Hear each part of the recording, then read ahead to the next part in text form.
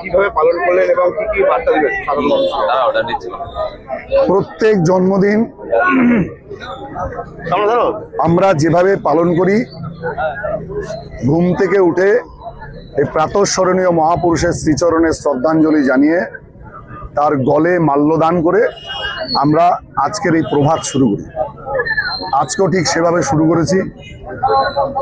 তো সেই হিসেবে গতানুগতিক, কিন্তু তথাপিও এবছর তার পূর্ণ জন্মতিথি বিভিন্ন কারণে ব্যতিক্রমী।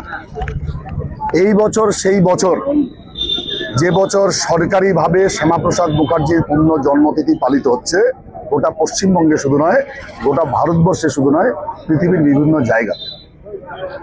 আর আমাদের জন্য এবছর বিশেষ মাত্রা পেয়েছে এই কারণে, এতদিন আমাদের রাজ্যে এটা সরকারিভাবে পালিত হতো না, কিন্তু এবছর এটা সরকারিভাবে পালিত হয়। এতদিন আমরা পালন করতাম, অনেকে পালন করতেন না, কিন্তু আজকে সরকার পালন করছে, মানে সবাই পালন করছে। সেই জন্য একজন ভারতীয় জনতা পার্টির কর্মী হিসাবে এটা আমার এবং আমাদের কাছে অত্যন্ত আনন্দের এবং গর্বের।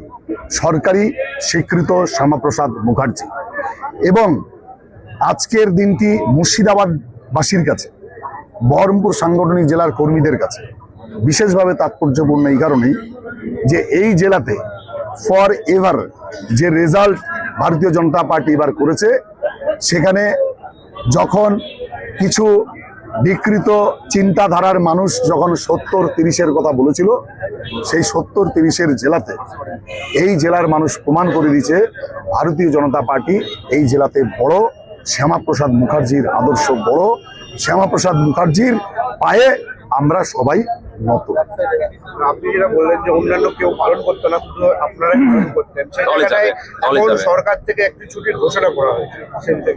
সরকার থেকে যে কোনো ছুটি ঘোষণা করা এই কারণেই, যাতে তারা তাদের মতো করে সেই পূর্ণ জন্মতিথি থেকে পালন করতে পারে।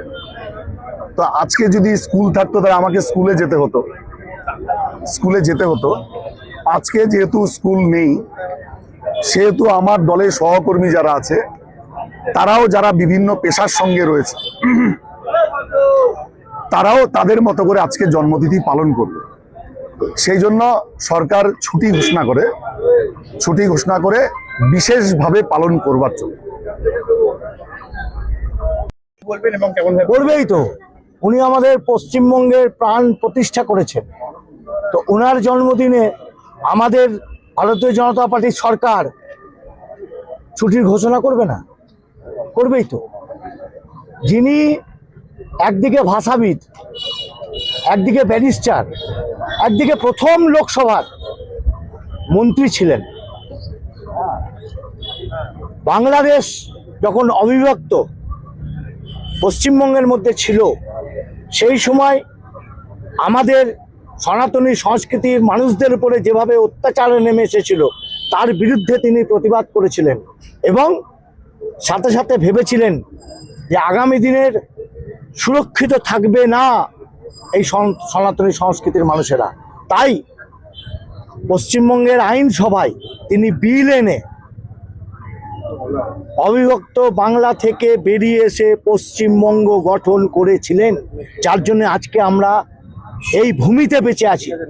তো এই ভূমির প্রতিষ্ঠাতা যিনি, তার জন্য জন্মদিনে ছুটি ঘোষণা হবে না? এতদিন এই কংগ্রেস আর সিপিএম আর তৃণমূল এরা ইতিহাস ভুলিয়ে দিয়েছিল, এরা শ্যামাপ্রসাদ মুখার্জিকে ভুলিয়ে দিয়েছিল।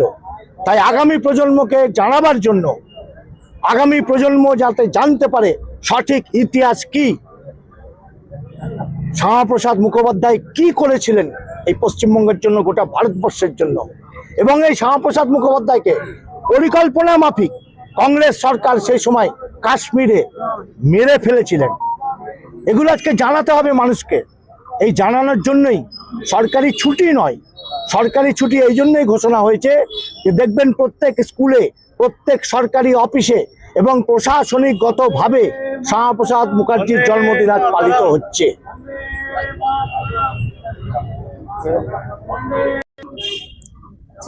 মাননীয় ডক্টর শ্যামাপ্রসাদ মুখার্জি যদি ওই সময়ে মানে বাংলাদেশ থেকে যদি আমাদের পশ্চিমবঙ্গকে ছিনিয়ে নিয়ে আসতে পারতেন, তাহলে আজকে আমরা ভারতীয় হিসেবে পরিচয় থাকতো না, আমাদের অন্য দেশের পরিচিত আমাদের হতো। এই পশ্চিমবঙ্গের ভূমিতে দাঁড়িয়ে, বহরমপুরে দাঁড়িয়ে আমরা বলতে পারছি আমরা ভারতীয়, তারপরে আমরা পশ্চিমবঙ্গবাসী, তারপর আমরা বহরমপুরবাসী। এই কৃতিত্ব একমাত্র উনি না থাকলে আজকে আমাদের অন্য পরিচয় নিয়ে বেঁচে থাকতে হতো পৃথিবীতে। এই কৃতিত্বের দাবিদার তো উনার আশীর্বাদে, এবং উনি এই কাজটা করেছিলেন। তার জন্য ওনাকে ধন্যবাদ, কৃতজ্ঞতা। তার 125তম জন্মদিন আজকে আমরা এখানে পালন করলাম।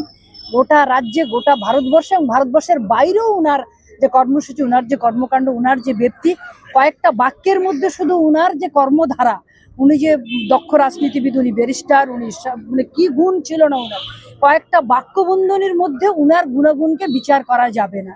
উনি যে মাপের, যে লেভেলের নেতৃত্ব তিনি দিয়েছিলেন সেই সময়, সেই জন্য ওনার জন্মদিনে শ্রদ্ধা জানাই ওনাকে। আর যেটা বিষয় সেটা হচ্ছে যে এই প্রথম আমরা সরকারিভাবে এই রাজ্যে দাঁড়িয়ে, যে রাজ্যে মাননীয় ডক্টর শ্যামাপ্রসাদ জি জন্মগ্রহণ করেছিলেন, সেই রাজ্যে ভারতীয় জনতা পার্টির সরকার এই প্রথম এসেছে। আপামর জনগণ, এই রাজ্যবাসী, বুদ্ধিজীবী মানুষ, সচেতন মানুষ, সজাগ জনতা এবারে ভারতীয় জনতা পার্টিকে ওভার মেজরিটি নিয়ে ক্ষমতায় নিয়ে এসেছেন।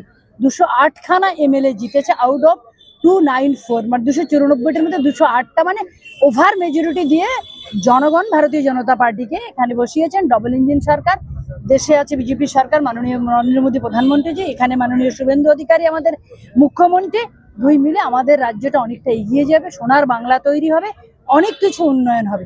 ধন্যবাদ।